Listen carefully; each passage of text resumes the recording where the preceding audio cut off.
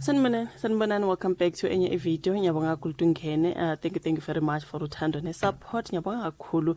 Ngicela ungakhohlwa ukusubscribe le channel, ulike video, ushare video enjalo nokuthi ubuke ama-ads mangabe they pop up.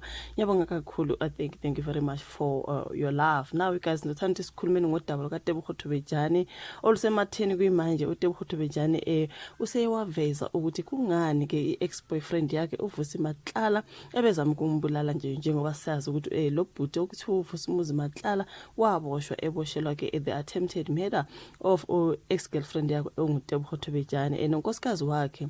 Baboshwa bonke nonkosikazi wakhe uTsakane Matlala kunye nezinkabi lezo kuthiwa ke wabanjwa ekhuluma nazo ukuthi aziye eziyodubula uTebogo Thobejane. Ngiyacabanga ukuthi sike sawenza lawo ma video.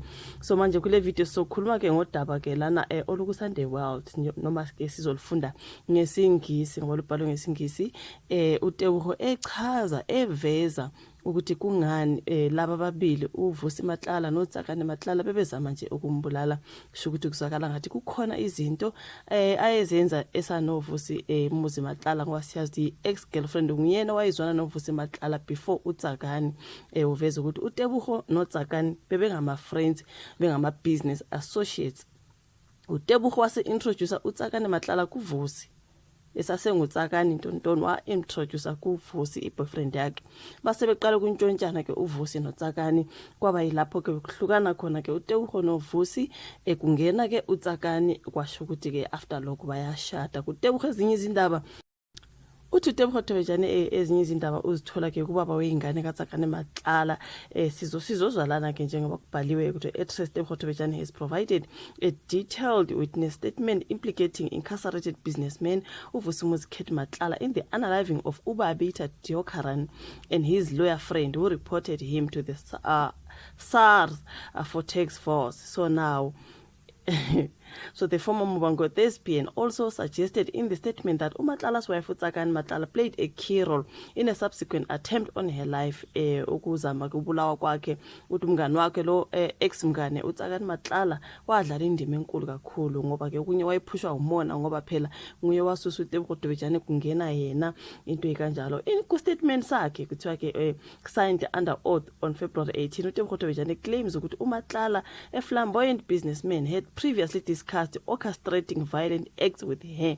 Ezinye ezenza ezokubulawa kwabantu wayezidiscussile noTebogo asimangale besethukile nje sezama ukumbulala ukuthi mhlambe uyosuka kukhulume lezo ndaba.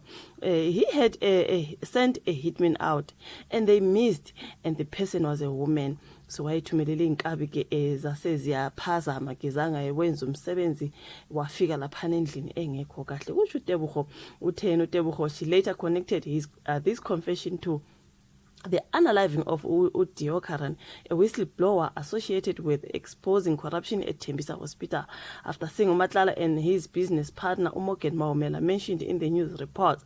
uTebogo Thobejane alleges that it was Tsakane Matlala, leveraging her professional connections, who orchestrated the attempt on her life due to personal jealousy. Njengoba ngichaza ukuthi phela wathatha lo Vusi Matlala kuTebogo umngane wakhe. So uthi it was due to personal jealousy. The tension Tebogo suggests stemmed from her closeness to Tsakane's baby daddy uKabelo. So uTebogo Thobejane lo uclose noba wengane kaTsakane Matlala okuye kwadala futhi inkinga.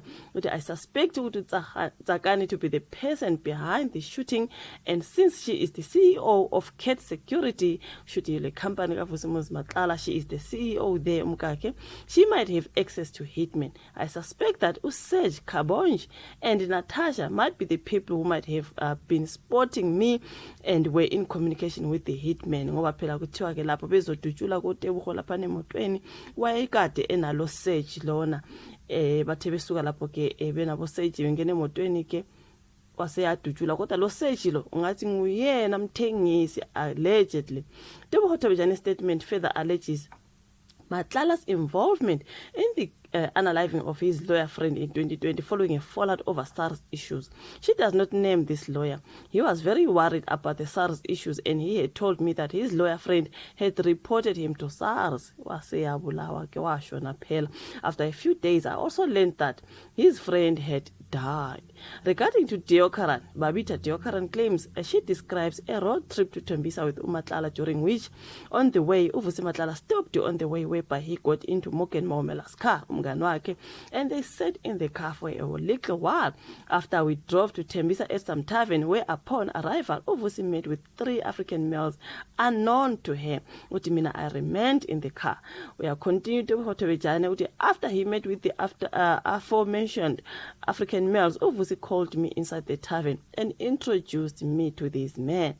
According to a statement, Umatlala one day came home appearing unsettled and was pacing around the house, and he told me that he was stressed. He was very stressed.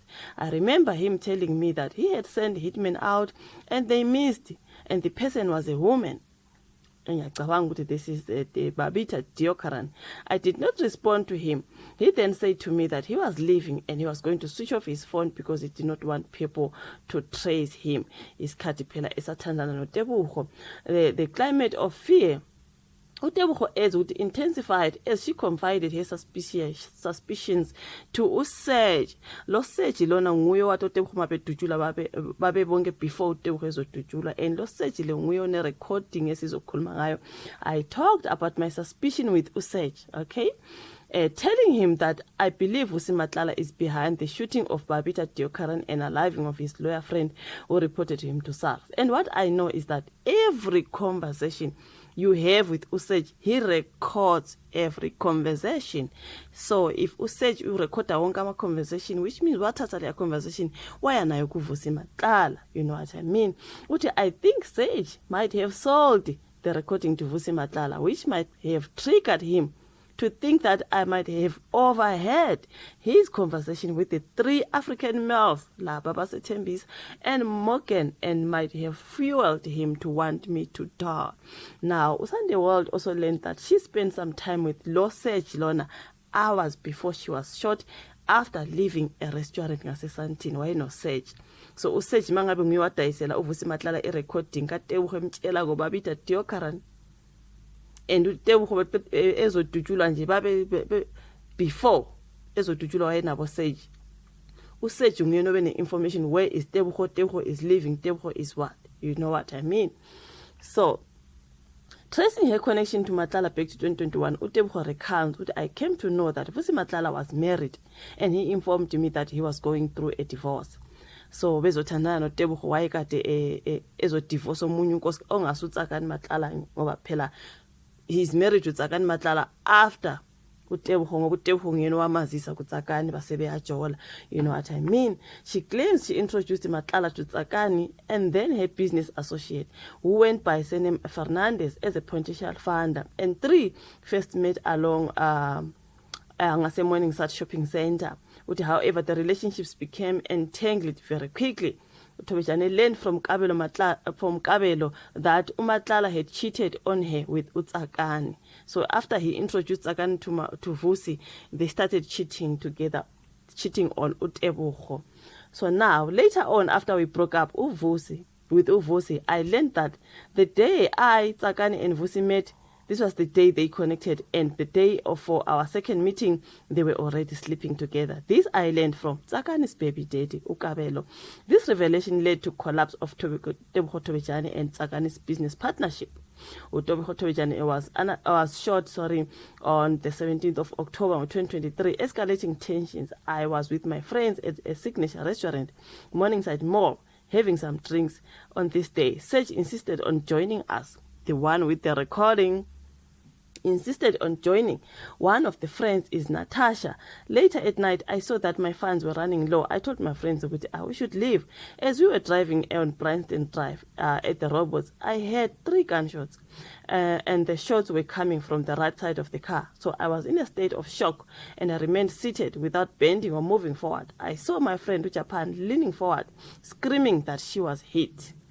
Following the attempt on her life, Tebo Khotobejane says she then fled to Dubai, Ghana, and Nigeria. Remember, we were doing videos with Tebo Khotobejane had relocated to other countries. So in November 2024, she was apparently informed by the investigating officer that there were people arrested for the shooting. And when I saw the pictures of the arrested persons, I realized that one of the person is the same guy that I saw 2 weeks prior to the shooting at Kwa Joyce Alexandra, and he later became known to me as Umusa Kekana. So the Deokaran's unaliving remains under investigation with no charges against either Umatlala or Umaumel.